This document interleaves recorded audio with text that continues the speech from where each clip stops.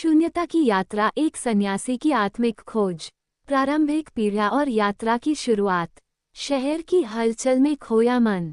वाराणसी के एक कोने में, जहां गलियों की भीड़ और मंदिरों की घंटियां दिन रात गूंजती थीं, वहीं एक युवक नयन अपनी बेचैनी से जूझ रहा था। उम्र लगभग 30 वर्ष, पर आंखों में नींद की कमी और चेहरे पर कोई स्थिरता नहीं थी। उसका मन अक्सर सोचता, ये सब किस लिए?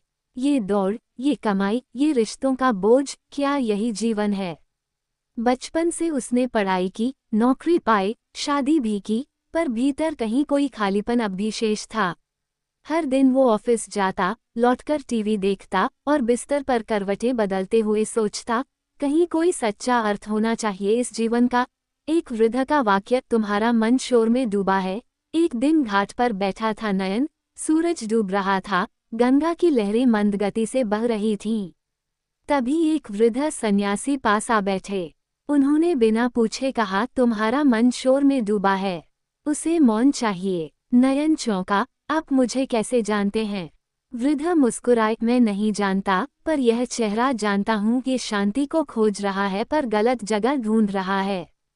वह वाक्य नयन के मन में कुछ ऐसा बैठ गया, जैसे बीज किसी उपजाऊ भूमि पर गिरा हो। हिमालय की ओर पहला कदम। कुछ दिनों तक नयन सब कुछ सामान्य करता रहा, पर भीतर कुछ बदल चुका था। एक दिन उसने सब छोड़ने का निर्णय लिया, नौकरी, मोबाइल, बैंक अकाउंट्स, यहाँ तक कि अपना नाम भी। अब वो केवल एक साधक था। नयन अब नहीं रहा, सिर्फ एक यात्री था। उसने हिमालय की ओर प्रस्थान किया, बिना किसी योजना, बस एक धुन थी, मुझे शांति चाहिए, आत्मा की। रास्ते में वह एक छोटे आश्रम पहुंचा, जहां एक साधु पिछले 12 वर्षों से मौन व्रत में थे। आश्रम का नियम था, आगंतुकों को मौन में रहना होता था। पहले दिन ही नयन को कुछ अजीब महसूस हुआ। कोई बोल नहीं रहा था, पर उसकी बेचैनी भी धीरे धीरे कम होने लगी। शब्दों की जगह मौन का अनुभव होने लगा। एक दिन साधु ने उसे एक पर्ची पर लिखा, शब्द मन को उलझाते हैं, मौन मन को खोलता है। 3 सप्ताह में नयन की सांसों की लय बदल चुकी थी। विचार कम, शांति अधिक। दिन नयन ने आश्रम छोड़ आगे की यात्रा शुरू की। वह एक घने जंगल में भटक गया। रात को जानवरों की आवाजें, अंधेरा, ठंड, सब कुछ मिलाकर भय ने घेर लिया। तभी उसे ध्यान आया, भय तो मन में है, बाहर नहीं। वह बैठ गया, आंखें बंद की और पहली बार वास्तव में अहंकार रहित होकर भगवान का नाम लिया। सुबह हुई, वो अब पहले से अलग था, जैसे भीतर से कोई परत उतर गई हो। 3 दिन की पैदल यात्रा के बाद नयन एक छोटे गांव पहुंचा, जहां एक टूटे फूटे मंदिर के पास एक वृद्धा बैठी थी। उसकी झुकी हुई कमर, कांपते हाथ और फटे हुए वस्त्र देखकर नयन को दया आई। वृद्धा ने मुस्कुराकर कहा, बेटा, भूख लगी है, बैठ, मेरे पास थोड़ा सत्तू है। नयन ने पूछा, आपके पास इतना कम है, फिर भी आप मुझे खिला रही हैं? वह बोली, जिसमें प्रेम है, उसमें अभाव नहीं होता। ये भोजन भगवान को भोग लगाकर देती हूँ, अब तू भी तो वही आत्मा है। उस दिन नयन को एहसास हुआ कि प्रेम देने से कम नहीं होता, बढ़ता है। उस वृद्धा ने अपने प्रेम से उसे पहला पाठ सिखाया, प्रेम ही पहला गुरु है, जिसमें मोह नहीं, समर्पण हो। आगे बढ़ते हुए वह एक शांत नदी किनारे रुका। वहां एक बुजुर्ग साधु मिला, शांत, गंभीर, पर आंखों में गहराई थी। उन्होंने नयन से उसका उद्देश्य पूछा। नयन बोला, मैं शांति खोज रहा हूँ। साधु ने कहा, शांति तब आएगी जब तू अपने भीतर बैठे न्यायाधीश को मुक्त करेगा। जिसने तुझे पीड़ा दी, उसे क्षमा कर। नयन चुप हो गया। उसे याद आया, उसके जीवन में कई ऐसे लोग थे जिनसे वह रुष्ट था, माता पिता, एक मित्र जिसने धोखा दिया, स्वयं से भी। साधु बोले, माफ कर दे, वरना तू हर बार उन्हीं घावों को कुरेदता रहेगा। क्षमा तपस्या है, पर इसी में मोक्ष है। नयन की आंखों से आंसू बह निकले। उस रात वह नदी के किनारे बैठकर सबको क्षमा करता रहा, बिना शर्त, बिना शर्त। तीसरी मुलाकात एक आश्चर्यजनक व्यक्ति से हुई। वह एक भव्य वस्त्रों में पहले राजा था, पर अब एक गुफा में रहता था, पूरी तरह साधारण वस्त्रों में। नयन ने पूछा, आपने ये सब क्यों छोड़ा? राजा ने उत्तर दिया, मैंने सब कुछ पाया, पर शांति नहीं। गद्दी थी, पर नींद नहीं। आदर था, पर आत्मा अशांत थी। एक दिन मैंने सोचा, क्या मैं राजा हूँ या मेरी गद्दी? और वही दिन मेरे जीवन का नया जन्म बन गया। उन्होंने सिखाया, जिसे त्याग का स्वाद आ गया, वो संग्रह से मुक्त हो जाता है। नयन ने उस दिन पहली बार स्वेच्छा से त्याग का आनंद महसूस किया। एक छोटे से गांव में वह रुका, जहां पानी की बहुत कमी थी। पर एक युवक था, आदित्य, जो हर सुबह उठकर कुएं से पानी भरकर पूरे गांव में बांटता था, बिना किसी पैसे, बिना किसी नाम के। नयन ने पूछा, तुम ये रोज करते हो? और क्यों? आदित्य ने मुस्कुराकर कहा, जब सब सोते हैं, मैं जगता हूँ ईश्वर को सेवा में महसूस करने के लिए। नयन चुप हो गया। उसने पहली बार सेवा को आत्मा की साधना के रूप में देखा।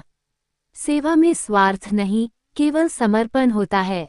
यात्रा के अंतिम चरण में वह फिर से उसी पहले साधु के पास पहुंचा, जो अब भी मौन थे। पर इस बार नयन बदल चुका था। वह मौन में बैठा, आंखें बंद की और साधु के पास बैठ गया। 3 दिन बीते, बिना शब्दों के, बस मौन में। चौथे दिन साधु ने एक पर्ची दी, जब मन बोलता है, आत्मा छुप जाती है। जब मन शांत होता है, आत्मा प्रकट होती है। नयन ने महसूस किया कि उसकी बेचैनी अब मौन में घुल चुकी है। न वह प्रश्न कर रहा था, न उत्तर खोज रहा था।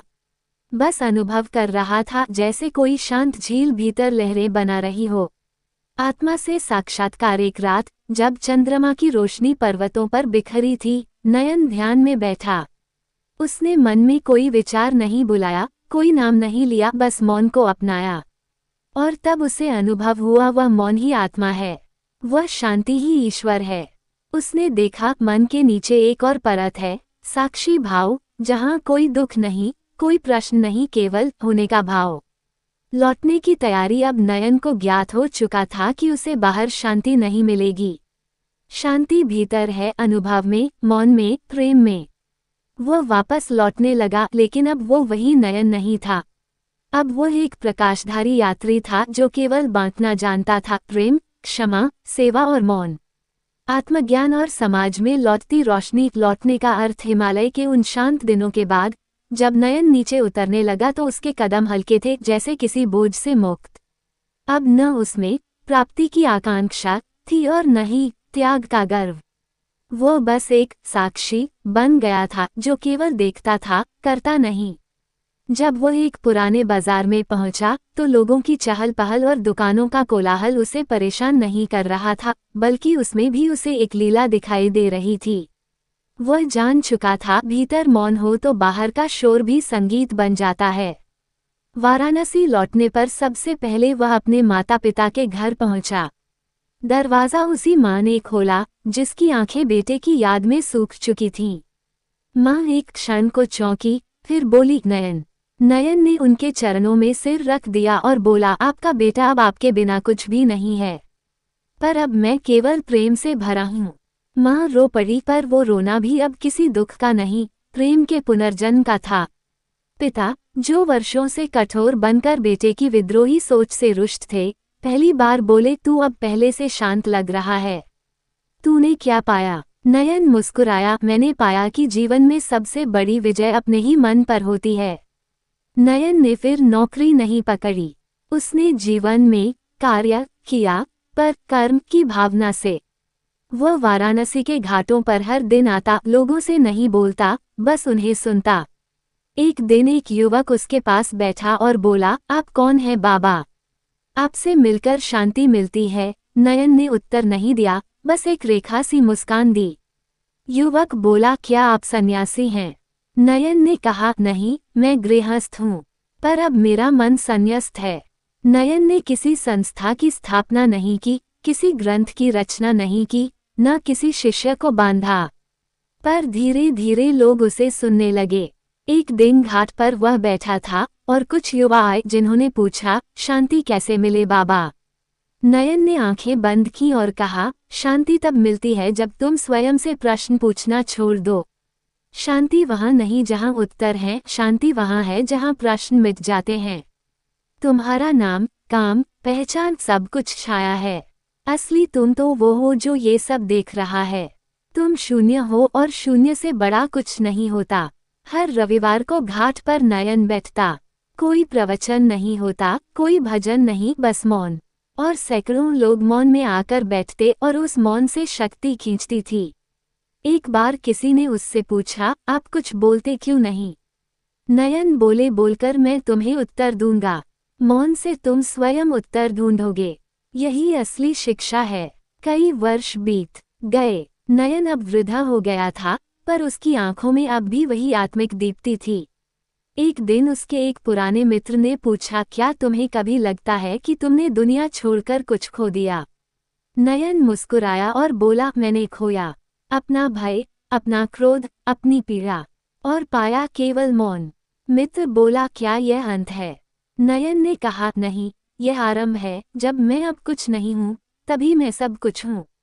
कुछ महीनों बाद एक सुबह नयन गंगा के किनारे बैठे बैठे शांत भाव से समाधिस्थ हो गए।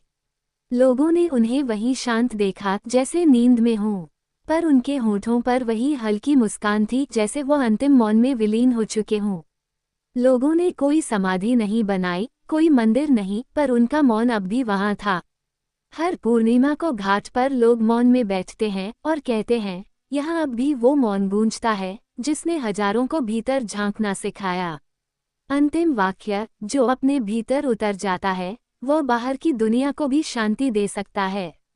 शून्यता कोई अभाव नहीं, वो तो सबसे पूर्ण स्थिति है।